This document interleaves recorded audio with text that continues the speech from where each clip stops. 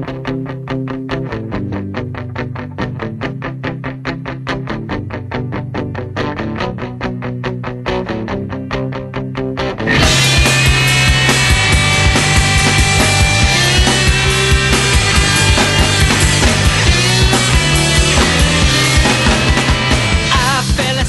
welcome to the Beer Report. This is Groucho, and this is Matt Potts. Hello. Matt's owner and founder of Destihl Brewery, Brew Pub. We call it brewery or brew pub? Generally call it a brewery. Brew pub. We'd like our food is kind of a step above pub, so we, technically legally it is a brew pub. Okay, cool. Matt's going to show us inside the brew house right now. We're going to take a quick look around, see some stuff, and then tune into the audio show. You'll hear us talk with Matt about the beers they brew here and about the restaurant and how it came to be and how awesome it is. So check it out. All right, so we're inside the brew house. What we got going on here today? Well, this is our playground. These are our fermenters. Now we can start with essentially our process that we use here. Everything on this wall is where we're brewing the beer. So you guys have seen a lot of these. Sure. So, kind of run down the system real quickly. Got some wood barrels there. We're going to be interested in those, probably. Yes, I know. I was trying to hide those from you, but the curtains didn't look so well. Like the Wizard of Oz, right? Right. This tank right here, this is our mash kettle. That's where we mash in the morning. We do have a mill room in the back, about 3 tons of grain in it. We do mill right before every brew. You brew every day? About 3 days a week, on average, yeah, especially during the holiday season. Okay. We're brewing just about at capacity right now. We just opened in November, so we're already talking about putting another fermenter right where you're standing right now. So. And everything that's made here is actually drank here. You guys don't sell in bottles, so. No, I mean the original thought was that we'd have some capacity there where we could sell, wholesale. But right now everything is. Anyway, we do mill in the back. We don't have a nice fancy auger system. As the lever and high tech as the system is, it doesn't have a nice grain in system, so we just dump in the grain by hand after we mill it. It's just not that bad. No. It's good to get some physical labor to work off the beer. So that's where we mash in there at the mash kettle. It's got an agitator inside there. It's steam jacketed, so we do all step mash mostly. I shouldn't say all, it's mostly step mash. Usually do a protein rest about 122, beta amylase rest about 145, alpha amylase at 155. Hopefully you're talking his language. And then we do mash out about 167 to 170. And then after mash out temp is raised in there, then we transfer over to the lauter temp, which is nice. It's got brakes in there. The thing about the system that really attracted me was that it has a mash pump, which pumps the mash out to the back of the building, so you don't have to rake it out like sweet. That's a good deal. My old system, you don't want to raking it out and hating every minute of it. But this one, you turn on a switch and it pumps it in the back. So my assistant Keith Gavitt, we went to brewery school together. We'll get into that in a moment, but he still has to do some work outside, on the receiving end of it. But it is a very nice system. What I like about it is that it keeps any of the cans, anything that could bring mold into the brewery, mold spores. We keep all that out of the brewery, so we don't introduce anything really foreign like that. Keep pretty sterile in here then. Yeah, so it just pumps it all out. Never sees the light of day. Vessel here in the middle is actually a decoction vessel, so we do have decoction capability here, which you don't really get to see too much in brew pubs. No.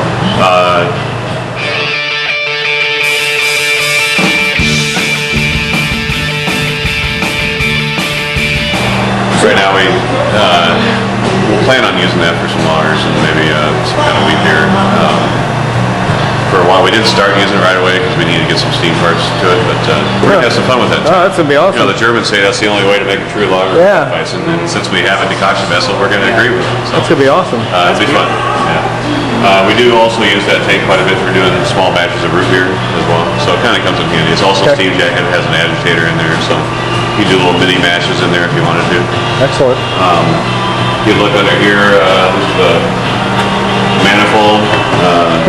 It's all pneumatic valves. Everything's controlled with flipping a switch.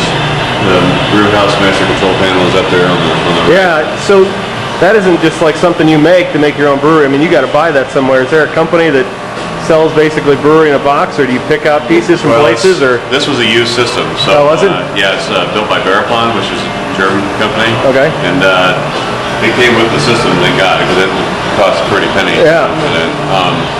We did have to rewire it ourselves. We had some electricians involved, but it's very minor. Yeah. Most of it was the electricians bringing the power to everything. We pretty much took care of everything, for the equipment itself. Cool. But yeah, any valve that you turn on, you just flip the switch. Any pump, any motor, whatever. The rakes, the agitators are all just operated with a flip and switch. If something is on, those lights at the top will flip on. It's kind of our nuclear control panel looking thing up there. Kind of like, very high tech. So. What was that, War Games? Yeah. When we were kids, they had all the lights, all different countries. Very cool. Lights and everything. Excellent. So it's compared to what I was brewing on before. It's a great system. I mean, it's not PLC, it's not computer operated, but for brew pub, it's not too savvy. So is this equipment taken from Elmwood, or None of it. No, okay.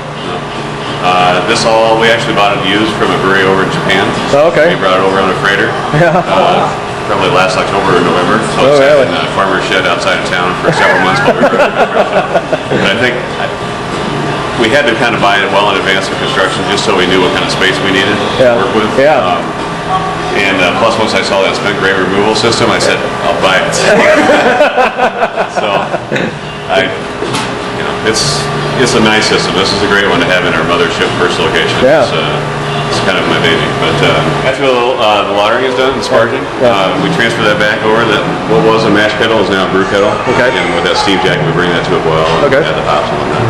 After the boil's done, then we pump it over to that big fat tank on the end, which is just a dedicated whirlpool. Again, something you don't see a lot in brew pubs because spaces, brew pub space is usually really valuable. Yeah. Really valuable here too, but somehow since I'm the brewer and the owner, I got to kind of make it extra. Yeah, you got to decide what you need. But it's nice having a dedicated whirlpool. It does a fantastic job of getting the hops and the trout out. And then after the whirlpool, we bring it through. We've got the heat exchanger here. It's a two-stage heat exchanger. The first 2/3 is city tap water, which goes through our carbon filter in the back of the building. In that water that is used to cool down the beer goes back to the hot liquor tanks for use in the next batch beer. Very common. Cool. The second stage is propylene glycol water mixed solution, which enables us to get that near boiling wort down to fermentation temperature, whether it's 50 or 72. By just turn that valve a little bit. So it's very nice. You get pitchable temperature very easy with that. And then, there's our aeration stone. This is we pump sterile air. There's a flow meter. That's side glass there as well. Yeah. So we pump sterile air, and then we bring it over to the fermenters. And how's it move from there? We just hook up a hose. Okay, and then just got it to the bottom of the tank. Before we do the transfer, we pitch in our yeast. We have 3 house strains: a lager strain, which is a Bohemian lager strain. We have a Hefeweizen, which is a Weinheimsipan lager or Hef strain, and then a American Ale strain. They're all from Y yeast. Okay. We have 4 fermenters. They're each 1,000 liters. Everything, Germans are everything's in metric. Everything's Celsius. Everything's in liters. Be about 8.5 barrels working capacity. They're actually 14-liter tanks, but the working capacity is 10 hectoliters. Other thing that makes the system unusual, and we brew as the Germans brew, since we have a German system. Before the beers are quite done fermenting, towards the end of primary, right when you start getting into secondary, we'll cap this off, and these are spunding devices. We'll build up the natural carbonation naturally in the beer. So it's essentially all of our beers are naturally conditioned or cask conditioned, but right in the tank. So we adjust the amount of CO2 we want by just turning this valve. Yeah. And anything in excess of that will just bleed off, kind of bubble out of here. Sweet. Very nice. Primary, we still... that just got water sitting in it? Yeah, just water. Just so you can see if it's bleeding off anything. Primary, you still want to do your primary with the standard bucket, like we have here. Sure. But once we just brewed that yesterday's lager, so it's a little bit longer lag. Sure. Getting a few bubbles out of it, but by this evening, I think it's pretty good. But yeah, when the primary's about done, we cap that off and naturally carbonate the beers. These are our yeast sticks. Again, like I said, we have 3 house strains, the heavy, the ale, and the lager. These are jacketed, so we circulate the propylene glycol through those, so it keeps the yeast just above freezing, keep it happy but stable. And then that, you were asking about the cask? Yeah, what we got going on there? That one over there is a bourbon barrel barley wine Huh? that we've had sitting in there since the first part of December. We got those straight from the distillery in Kentucky that does wild turkey. Yeah. So there's a little splash of bourbon still in there. Yeah, that'd be terrible. We've accidentally sampled it a few times. Yeah. So you guys, if you're good today, you might. Oh man, that'll be real good. Yeah, how do we move it from fermenters to Well, drinking? all the beers move. We have these stainless steel pipes that go all the way from the fermentation area. And so if you're whatever tank you're transferred into, you can just unhook it here and hook that hose up to there and fill it at the bottom. Or if you're going clear up to the tower, we have more tanks up in the tower. Oh, geez. Transfer lines from the fermenters go clear up to the tower. So in the tower, in the upper tower, we've got about 1,000 gallons of beer storage there, and about 2,000 here. These are double-sized serving tanks. These hold 500 gallons each, and the little ones hold 250 gallons. These are great for us because these also act as not only serving tanks but secondary fermenters. So when we were right before we opened, we were able to do our secondary over here. We only had like 3 weeks to do, from the time that we got operational until when we opened. To have lots of beer ready. Yeah. Yeah. We couldn't be a brew pub without beer. It's always a scary thought to serve a Budweiser. Yeah, we'll do pretty tanks, but here's your bud. So, but anyway, that really helped us out. It still helps us, to be able to bring some beers over and rack out the yeast from the bottom. But especially when we were opening, that was invaluable. But we do have 2 standard dry barrel tanks with dish bottoms up there as well. Same thing here. We can do the natural carbonation here as well. So we got the option to do it over there or over here. Is that uncommon at brew pubs? I mean, is it forced normally? Most of the time, you're going to see carbonation stones. Yeah. And I'm not saying that sometimes the brewmaster, me, it might not get it capped off quite early enough. We might have to top it off. Okay. With some artificial, but it's not as much. At least you got some. But the effort's there to do it the real way. We think it's produces a better product. Yeah. The bubbles are a little finer. Seems like it does anyway. You could say it's environmentally friendlier because we're not using much artificial CO2. All about the environment. Also cheaper. There you go. Number one reason. And the taste, of course. Yeah. Is really the number one reason. So, but we have 8 storage tanks, and the beers that are in here, these are all jacketed, so we're sitting in the cellar right now, but it's nice and room temperature. Yeah. Which is something else I was really wanting to get to, not only that spent grain removal, which is just, icing on the cake. Yeah. But really in here I wanted to get a cellar that we could work in room temperature just because of the way the layout was. So you can just set the temperature and set it and forget it. Double wall, insulated, clad. So we set that, every beer can be stored at its optimum temperature, so we store the lagers colder than the ales, and you don't get that when the tanks have to sit in the cold room there, and you have to find a good temperature for everything. So that's another nice feature that we've got.